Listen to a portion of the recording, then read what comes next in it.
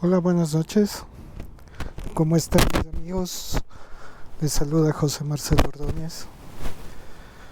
Vamos a ir dialogando en esta noche de una manera algo distinta a las otras ocasiones. Esta vez visto desde otro punto de vista, sin enfocarme, haciéndoles partícipes del viaje, haciéndoles partícipes de todo lo que representa el hecho de pasear directamente en este vehículo de dos ruedas que en realidad a mí me genera tranquilidad, paz, distracción, pero sobre todo me permite enfocarme de una manera distinta en el transcurso de mi vida diaria. Es importante que continuemos de pronto en lo que es la situación particular del duelo. He tenido la oportunidad de observar, como les dije hace un momento, algunos duelos. Y uno de los duelos más frecuentes es el hecho de el duelo ya anticipado. Se dice que la ansiedad tiene tres cosas importantes a tomar en cuenta, ¿no? Y esas tres cosas son las que hay que tratarlas para ayudar a una persona a controlar la ansiedad. Si ustedes se ponen a pensar, un duelo está muy relacionado con problemas a nivel afectivo, con problemas ansiosos, con problemas del sueño, con problemas conductuales. Todo va a ir dependiendo o acorde a la situación o a la manera de manejar la vida diaria por cada una de las personas y cómo es que han aprendido acorde a sus creencias, acorde a sus valores, acorde a sus experiencias e incluso a cómo la familia le ha enseñado a ver la vida a esa persona. Cuando hablamos de las diferentes reacciones de duelo y de la ansiedad especialmente que se produce, tenemos tres puntos, como les comenté hace un momento, a tomar en cuenta. Lo que es la ansiedad propiamente dicha, que se manifiesta tanto por síntomas psicológicos como por síntomas físicos.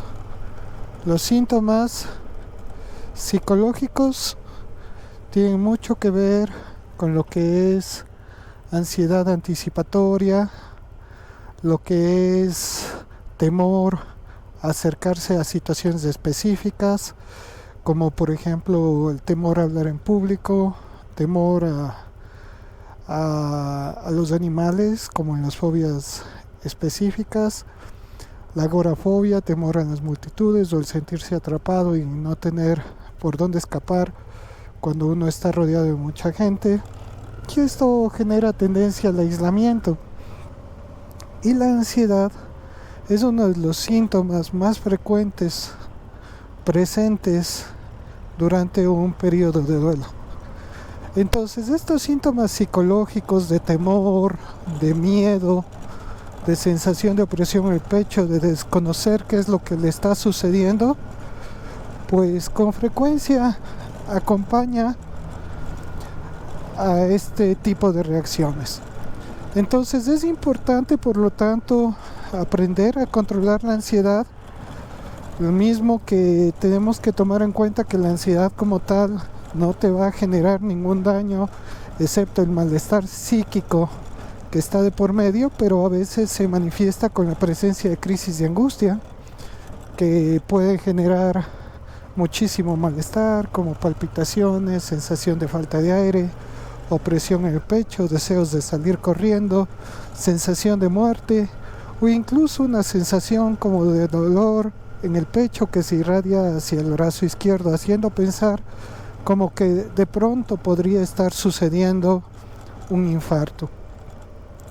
Entonces, también los síntomas físicos como los que acabo de nombrar son bastante frecuentes: sensación de baja presión, sensación de falta de aire, hipercapnia, que es la respiración acelerada, que a su vez genera sensación de entumecimiento, debilidad en los brazos, debilidad en las piernas, sensación de desmayarse y en ocasiones periodos de desrealización, como que uno se desubica en la realidad, y disociación, donde uno simplemente como que pierde temporalmente su conciencia del yo. Esto se presenta también en el duelo, y hay que tomar en cuenta de que una crisis de ansiedad o la ansiedad por sí misma no te va a matar, como les dije hace un momento, más va a ser el malestar psíquico que tienen presente en ese instante.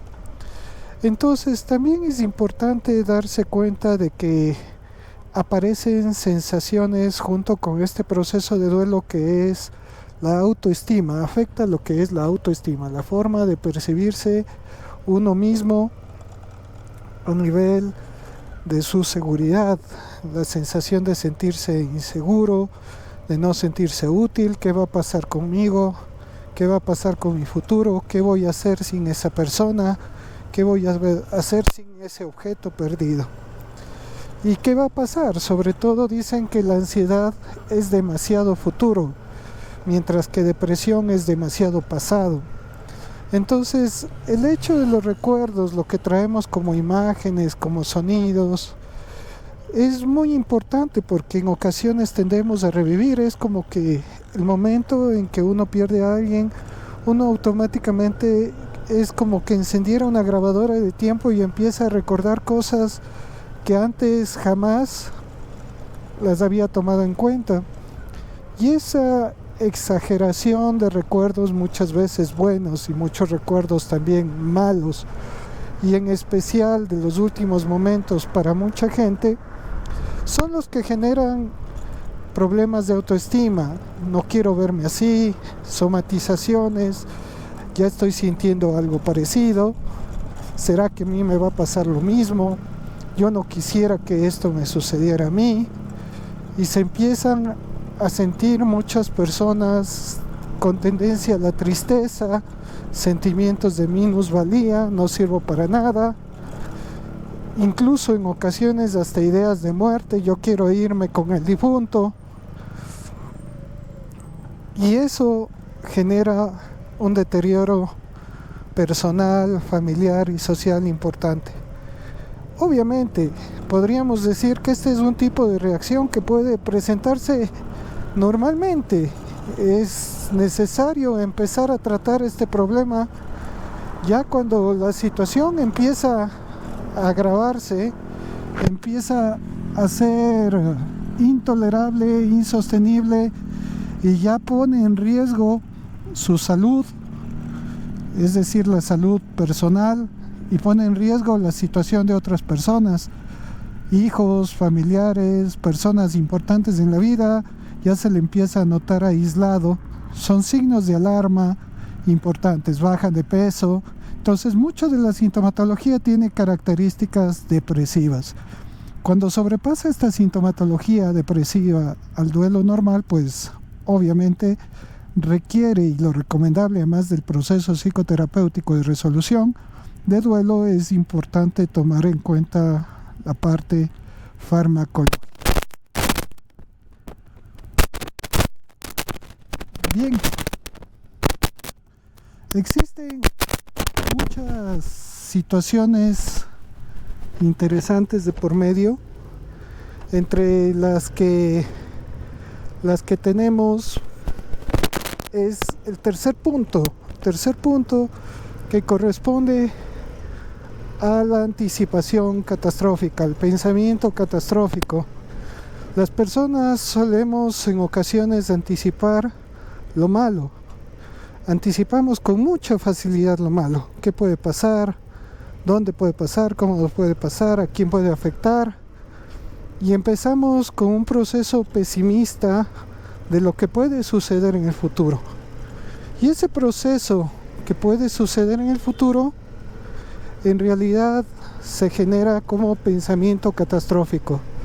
A mí mismo me tiene que suceder, siempre me ha sucedido así, y usamos palabras como generalizaciones, eliminaciones, distorsiones que hacen que el ser humano pues en vez de favorecerse en la vida se limite tremendamente en sus acciones.